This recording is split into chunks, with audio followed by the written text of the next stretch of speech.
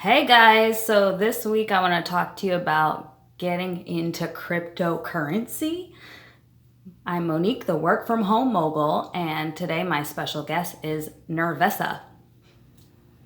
What's happening? So, intro to crypto coming up. Not talking about charts and analytics and having multiple screens, just some of the basics for just dabbling and getting into it. So if you're interested in that, stick through this quick intro.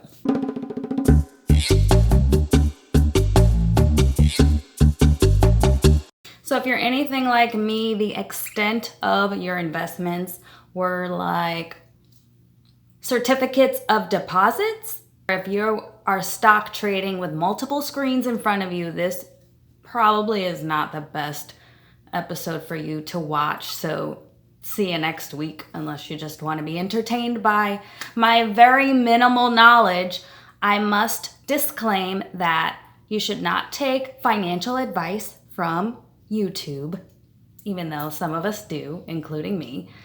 I am not licensed to give financial advice, so I'm just going over some really cool minimal level things where you don't need to learn charts, just gonna go over some background information about some cool things I found out about, and then you make your own decisions. Circling back to what I said about CDs, certificates of deposits, there was a really cool money market account that came about in the 2000s called ING Direct, now Capital One. And I don't know if you remember this, but when they first got started, their interest rate was like 10-20%. It was something ridiculous where you invited friends in and you got like $50 or like a whole bunch of money. I remember these good old days because that same account now is making like 0.25% APY. I always thought cryptocurrency was a little out there, especially people hacking it and ransomware and all that type of stuff. But I found a really cool company that reminded me of the good old days of having a certificate of deposit that actually made interest. And that company is called Blockfi. I'm gonna link my Blockfi referral down below. And yes, I will get a referral something if anyone signs up for it. But let me just tell you a little bit about BlockFi. It reminded me of these higher interests because right now, any regular bank or even these money markets are not even getting up to 1%. And BlockFi starts at 8% on stablecoin.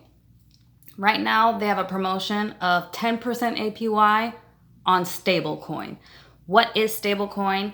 It is the US dollar 1-to-1, which means it doesn't fluctuate like Bitcoin and Ethereum and all these things that if you've seen the other day, Bitcoin crashed like 30%.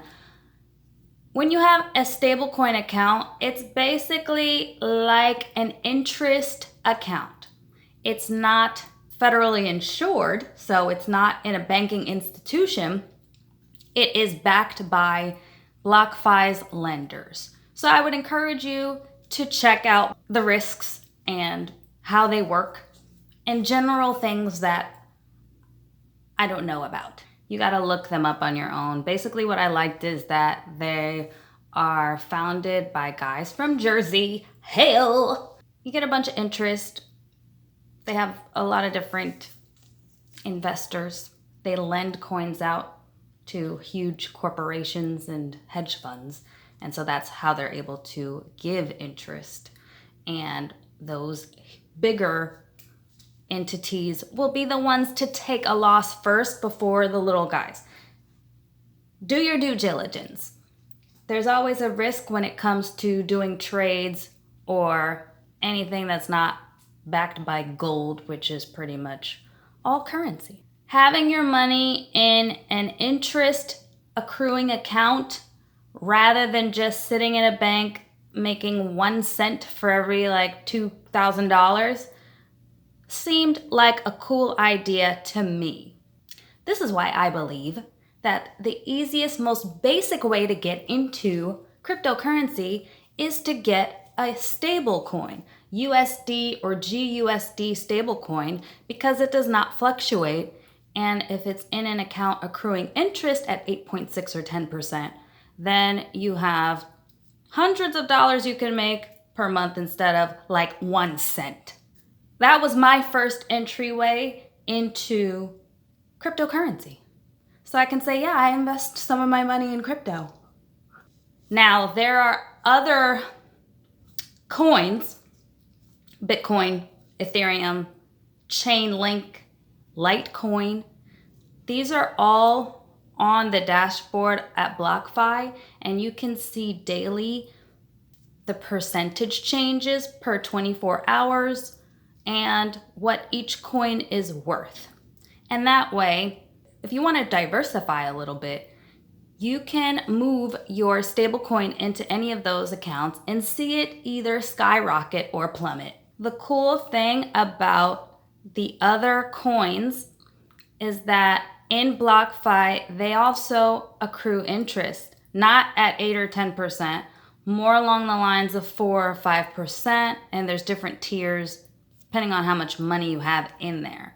So even if it does sit there, it still can get interest, but it's moving anyway. Like the market is fluctuating anyway, so if it's going down 30%, doesn't really matter that the APY is 5.5%. I don't think so. So if we're getting a little bit further into crypto besides just having a stable coin, this is the next level. Having different coins that you can either hold or trade on a daily basis. Some people put their money in Bitcoin when it was at $3,000 and then it went to 50 grand. So holding it worked at that point. Then there was people that got in at 50 and then it went down to 40. So that wasn't so great. What I like about trading crypto daily is that the coins fluctuate so much on a daily basis. It's pretty easy.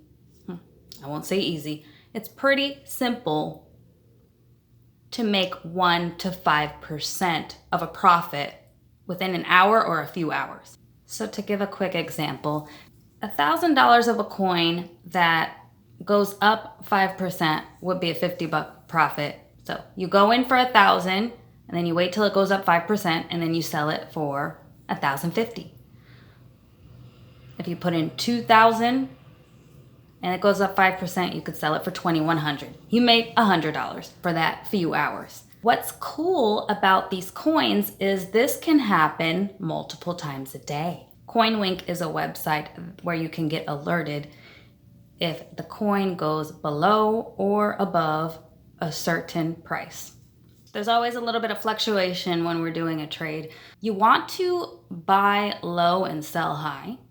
Now, if the crypto, for example, is at $30.50, the buy price might be $30.90, while the sell price is $30.20. So you got to keep that in mind. You know, looking at the prices as they fluctuate, maybe in the evening or in the morning, I get a general idea of where is it moving. I'm not looking at any charts, but there are people that do this for a living in the stock market. They look at charts all day and they see if it's going down, if it's going up, if it's bullish, and all these different terms. I'm not going there, nor do I fully understand it. What I'm saying is basic math. If I multiply the number by 0.95, I know when it goes down 5%, this is around the number that I need. So I might do 0.93%, so it could be a little bit lower. And then if I want to know if it's going up 5%, I just multiply it by 1.05, or I might do 1.07 just to have some wiggle room so I'm not completely breaking even. And if you do the math, If you're making 5% on your trades, it takes about 20 trades to double your money, which is not bad. So again, I'm not giving any financial advice, but if you decide to get into crypto, just know whatever platform you're using may have a minimum time limit for you to keep your money in the platform before you can withdraw it. How many times you're allowed to withdraw per day, any trade maximums per day, any fees involved. Look at it this way. If your mortgage or your rent is $1,000 or $2,000, and within 20 trades, you can have that $1,000 or $2,000 and the $1,000 or $2,000 that you started with, it's a pretty good side hustle. And there's plenty of ways to make that first $1,000, which my channel has gone over. So make sure to subscribe and put on those alerts to see more videos about working from home and being a work from home body. Now let's hear from Nervessa. Oh my God. How's it going? Okay, it's down 2 cents. Oh my God, it's down another 3 cents. Oh my God, it's down 2 cents. What do I do? Totally up to you. Hold, wait. Okay. I'm up 10 cents. That's good. But when do I get back in? Oh my God. You don't have to look all day long on your account. You could just put the percentages that you want to get alerted. I've got $5 in here on the line. You could put an alert. You don't have to look right now. I just made a whole $1. That's awesome. Thanks for watching. Any questions, don't ask me. But any comments about the video, let me know, and we'll see you next week. It's down 0.5%.